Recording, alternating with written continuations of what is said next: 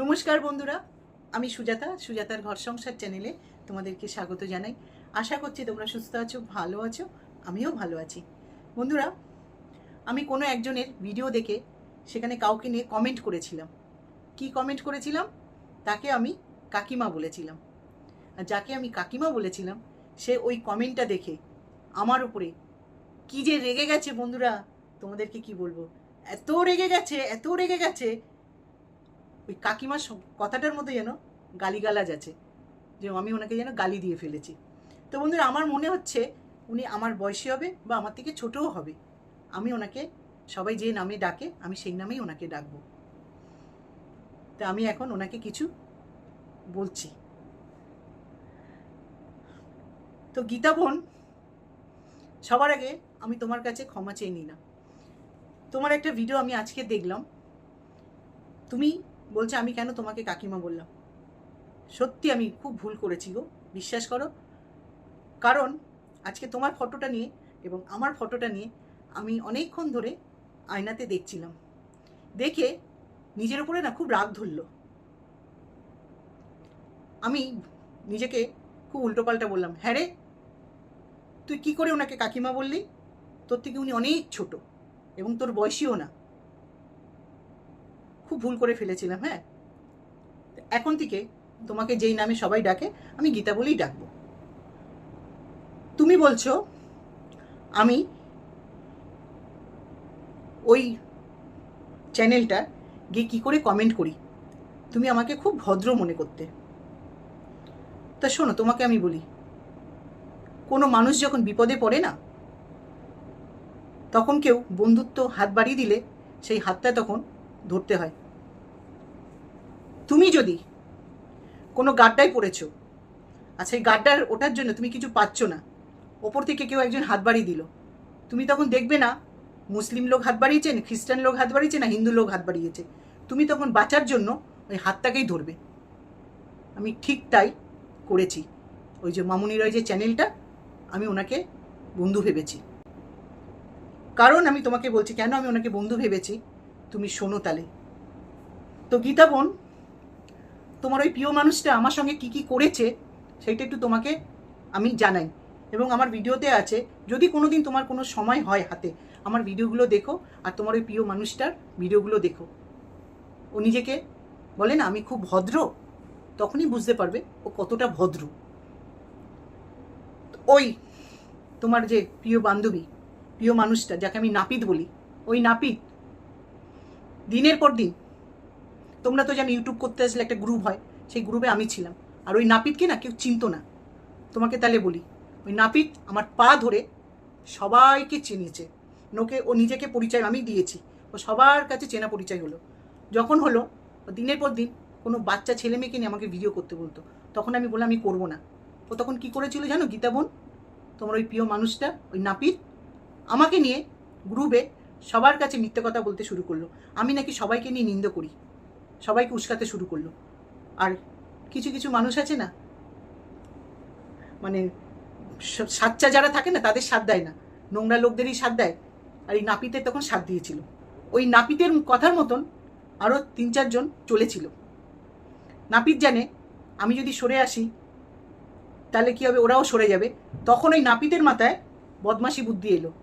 ওই নাপিত, ও যে কতটা সাংঘাতিক, আর ও কতটা স্বার্থপর আর কতটা বেইমান কেউ না জানুক, আমি জানি, এবং যাদেরকে উস্কিয়েছিল তারাও চিনে গেছে। বলে না সত্যের জয় সর্বদা হয়, সেটা আমার জয় হয়েছে।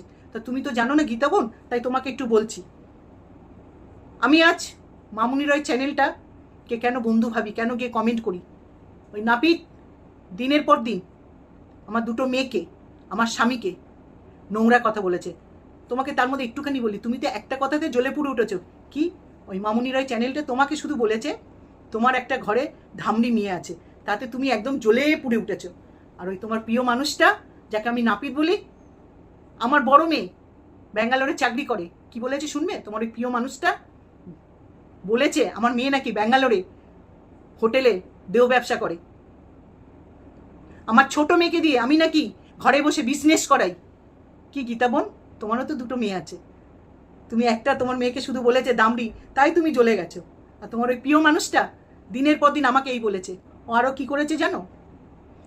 আমার 2 মেয়ের ছবি সেটিং করেছে, ওর সাথে একটা দালাল মহিলা আছে, সেই দালাল মহিলার সাথে মিশে বলেছে কি এই 2 মেয়ের ছবি ulongo.com-এ দাও, দিয়ে বলো, কাউকে কমিউনিটিতে দিতে বলেছিল যে সুজাতার মেয়ে দুটোকে ulongo.com-এ দেখা গেছে। তোমার মেয়েকে শুধু ধামড়ি বলেছে বলে তুমি তেলে বেগুনে জ্বলে উঠেছো। আর তোমার ওই প্রিয় মানুষটা দিনের পর দিন আমার 2 মেয়েকে, আমাকে তো বাদই দাও, আমাকে তো দুনিয়ার লোকের কাছে শোয়াচ্ছে, এবং আমার হাজব্যান্ডকে। তারপরে একটা কথা হলো, আমার মৃত বাবাকে অবধি ছাড়িনি। তুমি সেই মানুষটাকে পছন্দ করে আবার তাকে সাপোর্ট করে আমাকে বলতে এসছো? হ্যাঁ, এইগুলো যদি তোমার মেয়েদেরকে নিয়ে বলতো তখন তুমি কি করতে? আমি সেই সময় অসুস্থ হয়ে পড়েছিলাম, ওদের ভিডিওগুলো দেখে আমাকে নিয়ে দিনের পর দিন মিথ্যে কথা বলে ভিডিও করেছে, দিনের পর দিন। আমার হাজব্যান্ডকে এখনো অবধি ছাড়ে না তোমার ওই প্রিয় মানুষ। তখন এই মামুনি রয় চ্যানেলটা এসে আমার পাশে দাঁড়ায়, এবং ওরা থামছিল না, তখন উনি ওনার মতন করে ভিডিও করে এদেরকে দমন করেছে। আর ওই বিপদের সময় এই চ্যানেলটা আমার পাশে এসে দাঁড়িয়েছে, বিপদের সময় তাকে আংলি ধরেছি। আর আমি যখন দেখলাম যে তারা দমন হয়েছে আর এই চ্যানেলটাকে আমি লাদ মারবো, সেটা তো আমার মধ্যে নেই, আমার শিক্ষাতেও নেই, আমি সেই শিক্ষায় বড় হইনি, দোগলামি করবো যে। তাই আমি ওনার চ্যানেলে গিয়ে কমেন্ট করি। ওই চ্যানেলটা কার, কোনো ছেলের না কোনো মেয়ে আমি জানি না, আমি জানার চেষ্টাও করিনি, কারণ উনি ওই সময় আমার অত বড় বিপদে এসে দাঁড়িয়েছে, আমি ওনাকে বন্ধু ভাবি। আর আমি অন্য কারোর মতন দোগলামি করতে পারবো না, ওনাকে আমি বন্ধু ভাবি, আমি ভেবেই যাব। তুমি বলছো ওনার কাজটাকে আমি ছোট করছি, নাপিত বলছি, ঠিক আছে, জাতেও তুমি একটা জাতেরও কথা বলেছো, নাপিত বলছি, নাপিত একটা জাত। আচ্ছা, নাপিতকে তো নাপিতই বলবো, তাই না? সে ফুটে বসে ইটে বসেও চুল কাটুক আর এয়ার কন্ডিশন রুমেও চুল কাটুক, নাপিতকে নাপিত বলেছি। আর যারা নাপিত চুল কাটে, এটা হচ্ছে একটা হাতের কাজ, শিখে নিলে আমিও করতে পারি। আমি যদি নাপতানি কাজ করি আমাকে নাপিতই বলবে। তুমি বলো তো, তুমি যদি কোনো রাস্তায় বেরো, যদি ট্যাক্সি ডাকো, তখন কি বলবে ট্যাক্সিওয়ালাকে? ড্রাইভারই না বলবে?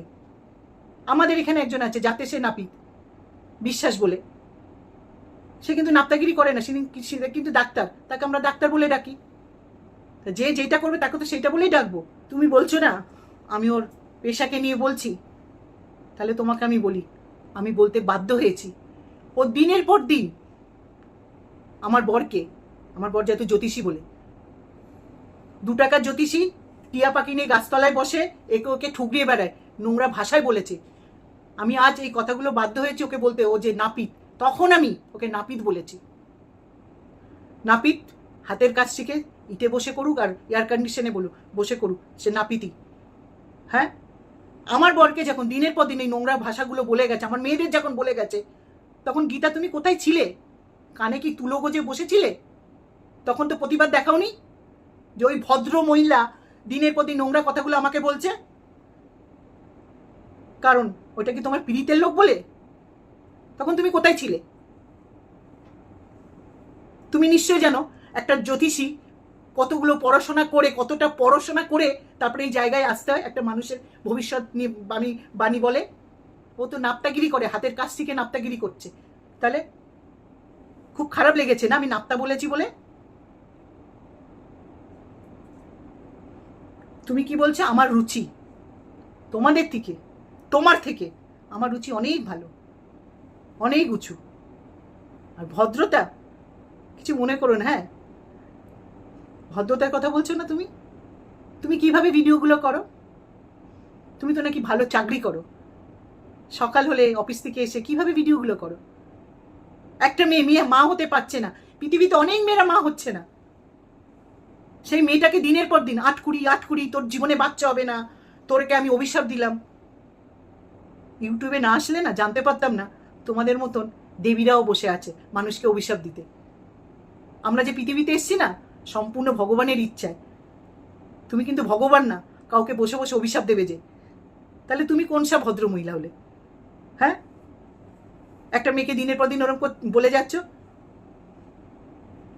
কারণ মা না হতে পারলে পৃথিবীতে বাচ্চার কারো তাদের ইচ্ছা নেই।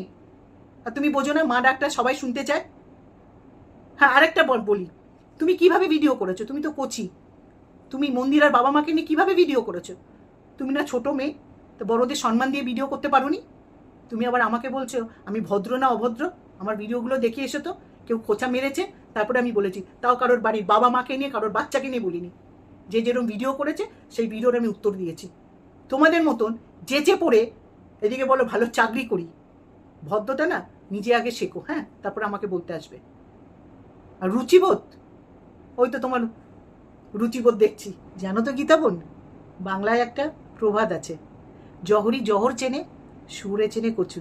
তা তুমি যেরম মানুষ, সেরম তুমি মানুষ চুজ করেছো। ভিডিওটা শেষ করার আগে তোমাকে একটা কথা বলি। ওই নাপিতের ফ্যামিলির কেচ্চাটা আমি আমার চ্যানেলে টেলিকাস্ট করেছি বলে তুমি বলেছো না আমি ভুল করেছি, তাহলে তোমাকে আমি বলি, ও প্রতিদিন ক্যামেরাটা খুলে ভদ্র সেজে মানুষকে খুব ছোট করে, আর আমি ওর অরিজিনাল রূপটা দেখানোর জন্য আমি টেলিকাস্ট করেছি। ওর চরিত্রটা কী, ওর চরিত্রটা আমি তুলে ধরেছি। আর আমি ওই যে ওর ফ্যামিলি কেচ্চাটা দেখিয়েছি না আমার ভিডিওতে, আমি ওই ভিডিওতে আমার মনিটাইজেশন অফ করে রেখেছি। আমি সেরকম মানুষ না, আর আমার সেরকম চিন্তাভাবনা নেই যে ওর ফ্যামিলি কেচ্চা দেখে আমি পয়সা ইনকাম করব। সেটা ওর চরিত্রেতে আছে, আমার নেই। তা আমি আর বেশি ভিডিওটা বড় করলাম না। যে যেরকম মানুষ তাকে সেরকম আয়না দেখিয়েছি। তা গীতা বোন, আমি এখানে ভিডিওটা রাখছি, তুমি ভালো থেকো। তো বন্ধুরা, এই হচ্ছে ঘটনা। আমি এখানে ভিডিওটা শেষ করছি বন্ধুরা। তোমরা সুস্থ থেকো, ভালো থেকো। হরে কৃষ্ণ, জয় গুরু, বাই বন্ধুরা।